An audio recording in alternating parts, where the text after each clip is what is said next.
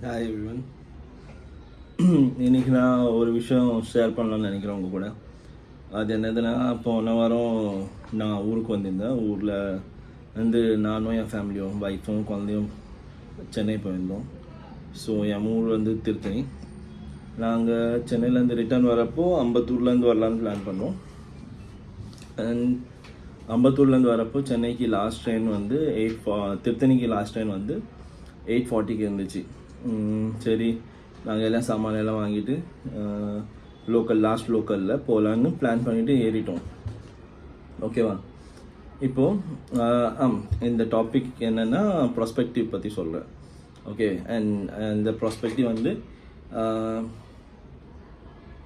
நான் எங்கள் லைஃப்பில் நடந்த ஒரு இன்சிடெண்ட் வச்சு உங்கள் கூட அந்த ப்ராஸ்பெக்டிவ் ஷேர் பண்ணலான்னு யோசித்தேன். ஸோ அதுக்கு தான் இந்த வீடியோ நான் க்ரியேட் பண்ணிட்டு இருக்கேன். இது வரைக்கும் நீங்கள் ஃபஸ்ட் டைம் வந்திருக்கீங்களா என் வீடியோ சேனல் பார்க்க? நேற்று போட்ட வீடியோவில் யாரும் வரல பார்க்க. அப்பவும் நீங்கள் இது பார்த்தீங்கன்னா ஃபாலோ பண்ணுங்கள். இனிமேல் டெய்லி கண்டென்ட்ஸ் நான் க்ரியேட் பண்ண ட்ரை பண்ணுறேன். நாட் ஷோர் என்னால் பண்ண முடியுமா முடியாத என்ன கூட ஷோராக இல்லை. பட் நான் ட்ரை பண்ணுவேன், என்னோடய பெஸ்ட் கொடுக்கலான்ட்டு நான் ட்ரை பண்ணுவேன். So back to topic. அப்போ என்னாச்சு, ஒரு 8:40க்கு ட்ரெயின் பிடிச்சோமா அம்பத்தூர்லேருந்து. ஸோ அப்போது ட்ரெயினில் வந்து இருந்தாங்க க்ரௌட், நல்லபடியாக நல்ல க்ரௌட் இருந்தாங்க. நல்லன்னா ரொம்ப நிறையவும் இல்லை, ஒரு 20 ஒரு உட்காரத்துக்கு எல்லாருக்கும் இடம் இருந்துச்சு. அண்ட் கொஞ்சம் ஸ்பேஸும் இருந்துச்சு தாராளமாக. அண்ட் சாரி, எனக்கு ஸ்டேஷன்ஸ் பேர் எல்லாம் அதிகமாக தெரியாது அங்கே. ஏன்னா அது ஃபர்ஸ்ட் செகண்ட் டைம் தான் நான் அந்த லோக்கலில் ட்ராவல் பண்ணேன். அதனால ஸ்டேஷன் அவ்வளோ நான் பேர் அவ்வளோ மெமரைஸ் பண்ணல. செகண்ட் ஸோ உட்காந்துட்டோம், நாங்கள் விண்டோ சீட் பார்த்து உட்காந்துட்டோம். கொஞ்சம் தூரம் வந்து ஒரு 9:50 9:30 கிட்ட ஆச்சு. அப்போது ஆளுங்கெல்லாம் இறங்கி அவங்கவுங்க போக வேண்டிய ஸ்டாப் எல்லாம் போயிட்டாங்க. அதுக்கப்புறம் ஆளுங்க ஆல்மோஸ்ட் எல்லா இடத்துலையும் குறைஞ்சிட்டாங்க. நாங்கள் வந்தோன்னா நம்ம லோக்கல் ட்ரெயினில் பார்த்தீங்கன்னா ஒரு போகியில் ரெண்டு சைட்லேயும் 2 எக்ஸிட் அண்ட் என்ட்ரி அது மாதிரி இருக்கும். ஸோ இந்த ஃபர்ஸ்ட் டோருக்கு இந்த சைடும் ஸ்பேஸ் இருக்கும் உட்காரத்துக்கு. சென்டரில் அந்த 4 சீட்ஸ் மாதிரி இருக்கும். லாஸ்ட்டில் டோருக்கு அந்த பக்கமும் ஒரு 2 டப்பா இருக்கும் உட்காரத்துக்கு. ஸோ நாங்கள் என்ன பண்ணோம்னா, ஃபர்ஸ்ட் என்ட்ரிங்லேருந்து இந்த பக்கம் விண்டோ சீட் எடுத்துக்கணும். ஓகேவா? அண்ட் எங்கள் பையன் வந்து ஆப்போசிட்டில் விளையாண்டுருந்தான், அந்த சீட்டில் தான் விளையாண்டுருந்தான். ஸோ நாங்கள் 2 பேரும் இப்படி பக்கத்தில் உட்காந்துருந்தோம். இந்த பக்கம் 3 டெய்லி காலேஜ் பசங்க அந்த மாதிரி இருந்தாங்க. ஆப்போசிட்டில் 2 ஆளுங்க உட்காந்துருந்தாங்க. அண்ட் கொஞ்சம் 2 ஃபேமிலி இருந்துச்சு. அதுக்கப்புறம் ஒரு ஆண்டி சோலோவாக ட்ராவல் பண்ணிட்டு இருந்தாங்க. அந்த மாதிரி கொஞ்சம் பேர் இருந்தாங்க அந்த அந்த கோச்சில் மட்டும். அப்போது கொஞ்சம் ஒரு 9:30 கிட்ட அப்படி ஆக க்ரௌட் கம்மி ஆக அண்ட் நைட் டைம் ஆகிடுச்சுல. நம்ம ட்ரெயினில் தான் தெரியும், நம்ம ஊரில் தான் தெரியும்ல, ஒரு 8 மணிக்கு அப்புறமே நல்லா இருந்துட்டோம். அப்போது என் ஒய்ஃப் வந்து நோட்டீஸ் பண்ணாங்க, ஆப்போசிட்டில் 2 பர்சன் உட்காந்துருக்காங்களே, அவங்க வந்து பார்க்குற மாதிரி இருக்குது. அண்ட் எக்ஸாக்டாக நாங்கள் இங்கே உட்காந்துருக்கோன்னா எங்களுக்கு எக்ஸாக்டாக அந்த டோருக்கு அந்த சைடில் உள்ள சீட்டில் ஆப்போசிட் சைடில் எங்களை ஃபேஸ் பண்ணி உட்காந்துருக்காங்க. அண்ட் நாங்கள் இப்படி தான் மூவ் ஆகிறோம். ஓகே, ஸோ நாங்கள் இப்படி உட்காந்துருக்கோம். ஏன்னா அவன் விளையாடினு இருக்கான், காற்று அவனுக்கு நல்லா பட்டுன்னு இருக்குன்ட்டு அப்படி விளையாடி உட்காந்துருக்கோம். அவங்க உட்காந்துருக்கவங்க. அப்போ என் ஒய்ஃப்க்கு வந்து கொஞ்சம் அன்ஈஸியாக ஃபீல் ஆச்சு. ஓகே, என்ன பார்க்குற மாதிரி இருக்குது, பயமாக இருக்குது, ஏதாவது பண்ணிடுவாங்களோன்னு தோணுது. செயின் வேறு போட்டிருக்கேன், அடுத்துட்டு போயிட்டாங்கன்னா என்ன ஆயிடுது, அந்த மாதிரி ஒரு நெகட்டிவாக ஃபீல் ஆக ஆரம்பிச்சிருச்சு. அப்போ நான் சொன்னேன், இல்லை அந்த மாதிரிலாம் ஒன்றும் இல்லை, மேபி ஆப்போசிட்டில் உட்காந்துருக்கனால மேபி அப்படி ஃபீல் ஆகலான்னு. சரி, இல்லை எனக்கு ஒரு மாதிரி ஃபீல் ஆகுது, நீ வீட்டில் இருக்கவங்களுக்கு அப்டேட் பண்ணு. சரி, நான் வீட்டில் இருக்கவங்க ஃபோன் பேசின்னு தான் இருந்தாங்க. ஏன்னா நான் ஃபர்ஸ்ட் டைம் தான் அங்கேன்னு போயிட்டு வரேன், எனக்கு அவ்வளோ தெரியாதுன்னா அவங்களும் முழிச்சுன்னு தான் இருந்தாங்க, சொல்லின்னு இருந்தாங்க இது மாதிரி 11 o'clock ஒரு 11:10 கிட்ட தான் நம்ம திருத்தணி போய் சேருவோம். ஸோ திருத்தணி போன பிறகு ஆட்டோ பிடிச்சின்னு போகணுன்ற மாதிரி பேசின்னு தான் இருந்தோம். அதுக்கப்புறம் இல்லை உங்கள் கசினுக்கு லொக்கேஷன் ஷேர் பண்ணு, இது பண்ணு. அண்ட் அந்த சேம் டைமில் பார்த்தீங்கன்னா என்னோடய ஃபோன் சுவிட்ச் ஆஃப் ஆகிடுச்சு.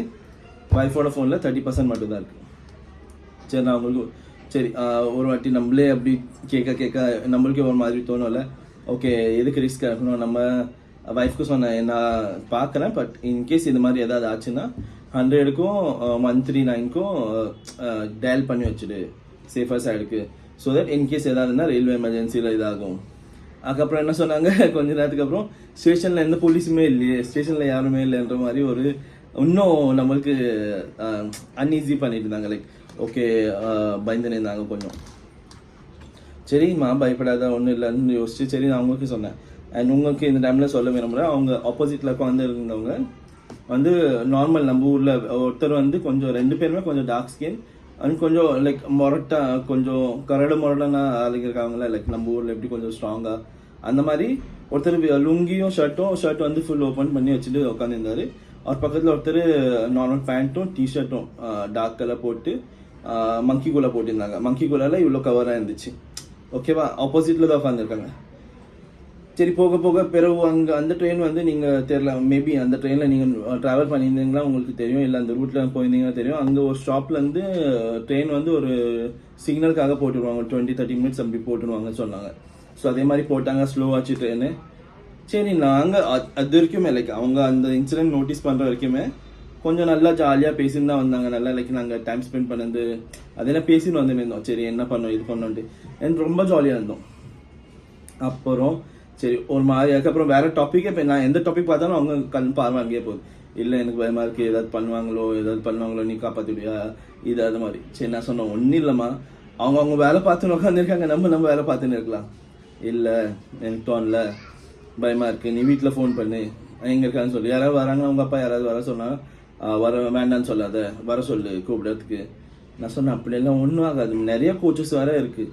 ஏன்னா நம்ம ஒரு கோச்சில் 4-5 10-15 பேர் தான் போகிற மாதிரி ஒரு ஃபீல் ஆயிடுச்சு. சரி நான் சொன்னேன் உனக்கு இங்கே இருக்கிறதுக்கு ஈஸியாக இருக்குன்னா நம்ம எழும்பி அந்த சைடு போயிடலாம், சரியா? அந்த சைடு நீ போன பேரையும் உன்னையே பார்க்குறாங்க என்னையே பார்க்குறாங்க, இல்லை செயின் போட்டுருக்குன்னு உனக்கு அது பயமாக இருந்துச்சுன்னா அப்புறம் நான் நேராகவே போய் கேட்டுடுறேன். ஏன்னா நம்ம எக்ஸாக்ட் ஆப்போசிட் உட்காந்துருக்கோம்.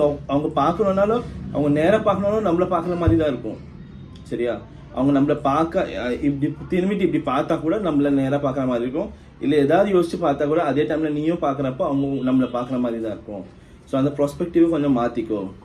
சரி பின்ன சொன்னேன், அவங்களுக்கு எக்ஸ்பிளைன் பண்ணேன் கி அப்படி இல்லைம்மா, ஒரு மேபி அவங்கள பார்க்கறதுனால உனக்கு எப்படி இருக்கும்னா நம்ம படத்தில் பார்க்குறப்போ பிட் பாக்கெட் அடிக்கிறவங்க இல்லை திருடங்க எல்லாம் இந்த மாதிரி துணியில் இந்த மாதிரி அப்பியரன்ஸ்னால பண்ணுறதுனால ஒரு வேளை உனக்கு அந்த மாதிரி ஃபீல் ஆகலாமா வந்துட்டு. பிறகு சரி உனக்கு அவ்வளோ அன்கம்ஃபர்டபுளாங்க வாயம் கூட நம்ம அந்த சைடு போய் உட்காரலாம்.